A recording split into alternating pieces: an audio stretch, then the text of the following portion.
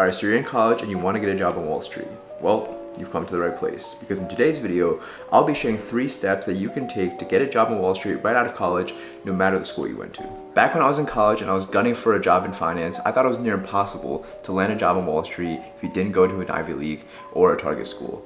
And by target school, I mean a school in which they do active recruiting right on your campus. The good news is, I want to tell you that it's entirely possible. And not only is it possible, it's actually quite common, more common than you would think. Several of my friends from my university are now in top-tier investment banking roles, and many of my colleagues on the trading floor also did not necessarily get an Ivy League education. Wall Street isn't what it used to be, in good ways and in bad. And one of the good ways is that Wall Street is more accessible than ever to people of varying backgrounds, whether it be economic, social, cultural, educational, etc. The job landscape is also very different from what it used to be. From what I've noticed, the job market is a lot tighter due to the amount of options that are available to undergrads, such as in tech, fintech, or even crypto. And banks are now facing very stiff competition for talent. Now, while getting a job on Wall Street from a non-target school is pretty common, don't expect it to be as much of a layup as it would be if you had gone to an Ivy League or a target school. Banks are actively scouting from Ivy Leagues and target schools, so if you want to break into that group, you're gonna have to be a bit more proactive and take some more strategic steps to get noticed. So without further ado, let's move on to tip number 1.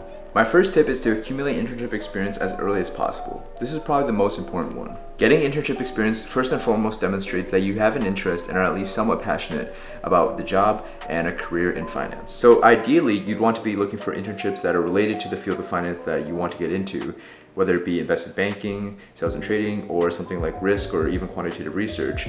But I would also recommend just applying to a broad range of finance-related internships as sort of a safety net. That way, even if you don't get your number 1 internship pick, you'll still have a bunch of opportunities to get finance-related experience that you can fall back on. Early on, it doesn't really matter a whole lot whether or not you get direct, relevant experience, because when you eventually get the job, they're gonna put you through a training program and also start you off assuming that you know nothing anyways. Also, if you start looking for internship experience early on in your college career, you're more likely to be selected for one of those early internship experiences at a big bank, because when it's your freshman or sophomore year, everyone's on a pretty much an even playing field experience-wise. These banks expect that you won't have a whole lot of relevant experience on your resume this early on in your career. Not only that, there'll probably be less competition overall just because not everyone will be as proactive as you are. So if you're a freshman or sophomore in college right now, the path is pretty straightforward.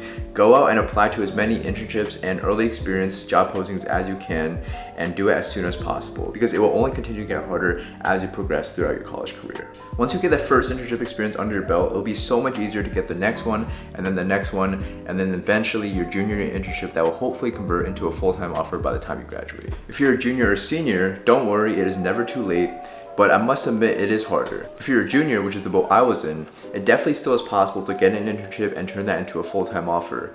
And if you're a senior, you might need to either do a senior year internship or move after a year of working already. But if this is the case for you, then these next 2 tips will be all the more necessary. My second tip, and I know this may sound obvious, is to send out as many resumes and cover letters as you possibly can. And I'm not talking, a handful or so on the weekends or whenever you feel like it. I'm talking hundreds if need be. Because at the end of the day, sometimes landing a job or an internship comes down to being a numbers game. And that's actually how I got my internship, just from my application being randomly picked up. When I was trying really hard to get an internship for my summer going into my senior year, I sent out at least 50 cover letters and resumes to all sorts of different job postings. And not only that, I customized each and every cover letter not just to the company I was applying to, but the specific role I was applying to. I would just add 1 or 2 sentences explaining why that role interested me and why I would be a good fit. I started applying to internships the summer before my junior year summer, because banks typically start to recruit 1 year in advance. I did multiple first round interviews, kept sending out applications, and repeated this process until school started in the fall. And out of all those applications that I'd sent,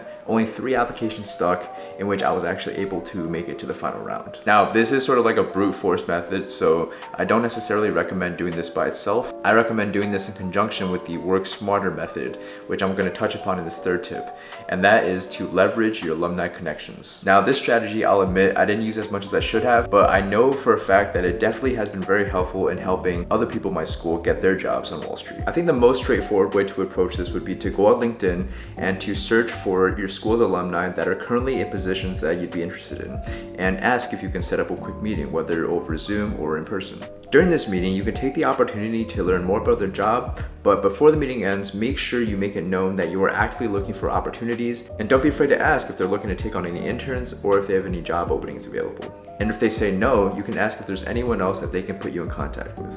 I'll give a quick example. So my school, University of Connecticut, is not a target school whatsoever, but historically we've had a lot of alumni go to work at ratings agencies, and so there was almost this direct pipeline to those companies. I knew so many people from my classes in the business school that got recruited to these rating agencies. And recently there's been another big hiring wave of people from my school to another major investment bank on the street. Again, leveraging those alumni connections. So definitely use this alma mater connection. Alumni from your school will definitely be more willing to help someone that went to their school. There's this unspoken connection, I suppose. But more importantly, they're more likely to understand your plight because they probably went through a similar struggle. Also, I'll throw in a quick fourth tip. Be genuinely interested. If you're going for a job in banking, stay up to date with recent deals in the news. If you're going for a job in sales and trading, stay up to date with the markets. I remember during my Super Day interview, I was asked a question about my thoughts on the market, and I think my ability to tie in several geopolitical events and their impacts on the markets in a coherent manner definitely made me stand out as a candidate. The interviewer wants to see if you have a genuine interest in the role and also whether or not you're able to form a view or an opinion on a subject and also back it up with evidence. Now, this tip is not just for the interview itself, but if you develop a genuine interest in the field of finance you want to get into, this will help you become a stronger and more convincing candidate than if you're just forcing it. It may seem like a daunting task to get a job on Wall Street if you didn't go to an Ivy League or a Target school, but as I mentioned before, it's more common than you think. Out of my colleagues, there are many that went to Ivy Leagues, but I would say there are just as many that went to state schools or smaller colleges. You just have to be a bit more strategic, but if you follow the tips in this video diligently and persistently, I have full faith that you will succeed. Anyways, good luck, and I'll see you guys next time.